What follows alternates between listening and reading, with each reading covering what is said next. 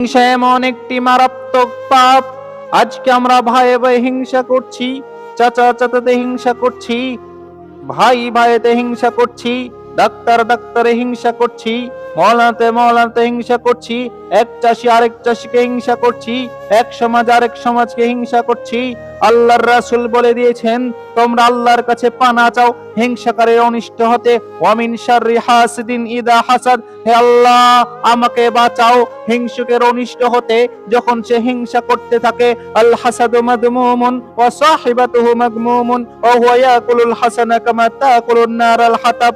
আগুনে যেমন কাঠ দেওয়া হয়, কাঠকে যেমন আগুন খেয়ে ফেলে, আপনার আমলের ভিতরে যদি হিংসা চলে আসে আপনার আমলগুলোকে হিংসা খেয়ে ফেলবে।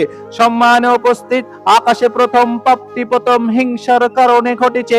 হিংসার কারণে পৃথিবীতে প্রথম খুনাখুনি ইতিহাস রটেছে। কোকিলের কুহু শুনে কাকের শরীর জ্বলে, কোকিলের তাতে কি বয়ে যায়? হিংসার আগুনে জ্বলো কেন তোমরা? কি তার পরিণাম জানা আছে ভাই? সম্মানে উপস্থিত, এই হিংসা থেকে আমাদেরকে বেঁচে থাকতে হবে।